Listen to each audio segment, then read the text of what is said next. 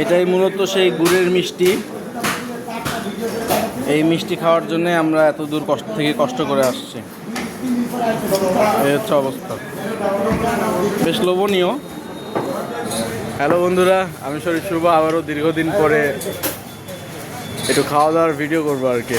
ওকে, মূলত আজকে আসছি ঘুরতে ঘুরতে বাগদায় রাত্রিবেলা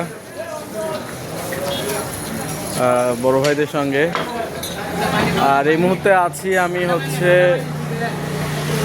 মিম হোটেল, না ভাই মিম হোটেল। গরম গরম হচ্ছে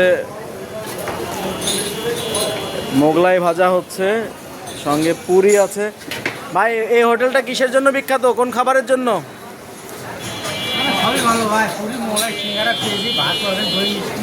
আচ্ছা, সবই তো শুনলেন, মানে ভাত তরকারি থেকে শুরু করে মিষ্টি সব কিছুই ভালো হচ্ছে এই হোটেলের। এখানকার যে স্টাফ আছে তিনি বলল, তো এই যে লোভনীয় মিষ্টিগুলো, এগুলো সম্ভবত আমাকে ডাকছে। তো যাই হোক, এগুলো একটু টেস্ট করবো।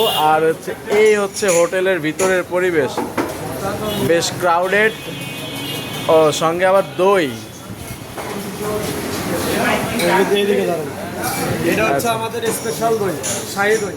আচ্ছা, এখানে এটা খুব চলে। আপনার নাম কি? আমার নাম মোহাম্মদ মেহেদি হাসান।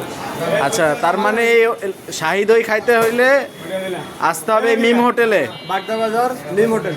ওকে, ঠিক আছে। আমাদের এখানে আরো অন্য অন্য দই পাওয়া যায় এবং খেজুরের গুড়ে কাটা মিষ্টি, তারপর আরো সুস্বাদু সাদা মিষ্টি আছে।